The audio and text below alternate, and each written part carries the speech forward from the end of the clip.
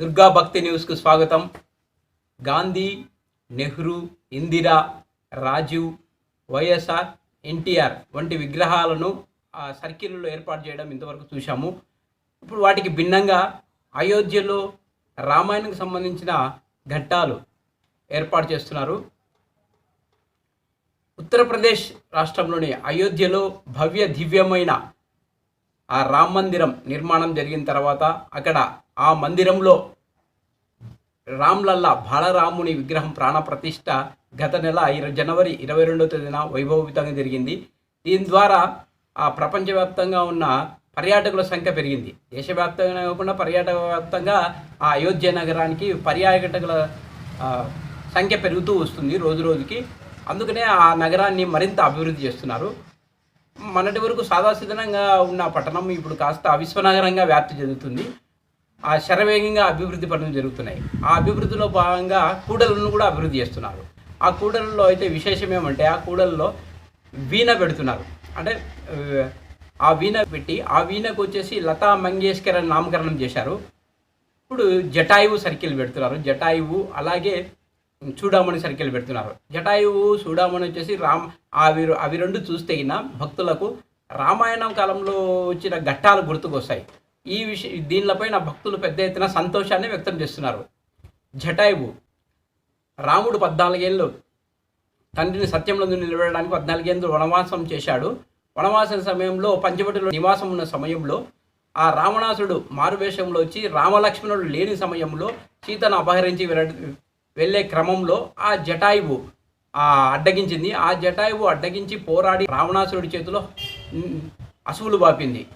అప్పుడు రామలక్ష్మణులు తిరిగి వెతుకుతూ ఆ జటాయువుని చూసి ఏడ్చి చెల్లించిపోయారు. ఆ జటాయువు మరణించిన సమయం తర్వాత దాని అంత్యక్రియలు చేయడం జరిగింది.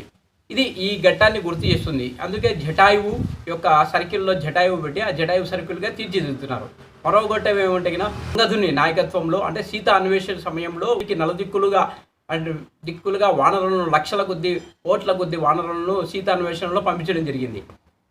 దక్షిణ దిక్కుగా అంజన నాయకత్వంలో హనుమ, జామవంతుడు వంటి వీరులు పంపించడం జరిగింది. ఆ హనుమ వెతుకున్న సమయంలో 100 యోధులు అప్పుడు రాముడు సీతమ్మ తలను గుర్తుపడడానికి చూడామని ఇచ్చాడు. ఆ చూడామని తీసుకొని తల మీద పెట్టుకొని కళ్ళకద్దుకొని తల మీద పెట్టుకోవడం హనుమ బయలుదేరాడు.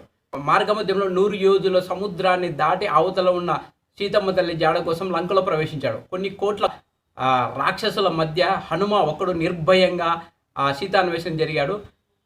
సీతా అన్వేషణ చేశాడు. సీతా అన్వేషణ సమయంలో కొన్ని రాక్షస స్త్రీల మధ్య సీతమ్మ తల్లిని ఆ శింషుబా వృక్షం పైన రావణాసుడు ఉంచాడు.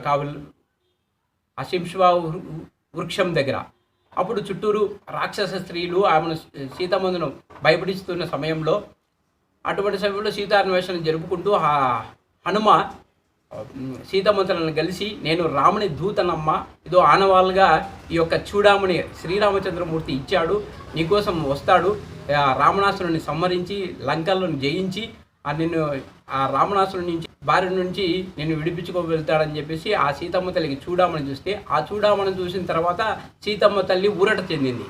ఇటువంటి ఘట్టాలన్నీ గుర్తుకొస్తాయి. అందుకనే ఆ అయోధ్యలో ఆ యొక్క చూడామణి చౌరాస్తా పెట్టి అక్కడ చూడామణి తరహాలో ఉంగరం పెట్టడం ఒక శుభపరిణామం. దీనిపైన పెద్ద ఎత్తున భక్తులు సంతోషాన్ని వ్యక్తం చేస్తున్నారు. అలాగే లతా మంగేష్కర్ సర్కిల్లో వీరను పెట్టారు. అలాగే శ్రీరామ స్తంభం కూడా ఏర్పాటు చేస్తున్నారు. కూడలలో అద్భుతంగా ఇది ఒక మంచి పరిణామము. ఇటువంటి రామాయణకు సంబంధించిన ఈ యొక్క గుర్తులను, ఆ చిహ్నాలను, ఆ ఘట్టాలను అవన్నీ ఆ సర్కిల్లో పెట్టడం ఒక మంచి శుభ పరిణామం. వీటిని చూసి భక్తులు పెద్ద ఎత్తున సంతోషాన్ని వ్యక్తం చేస్తున్నారు. మా ఛానల్ లైక్ చేయండి, సబ్స్క్రైబ్ చేయండి, మీ అభిప్రాయాన్ని కామెంట్ రూపంలో తెలపండి, నచ్చితే షేర్ చేయండి. జై శ్రీరామ్.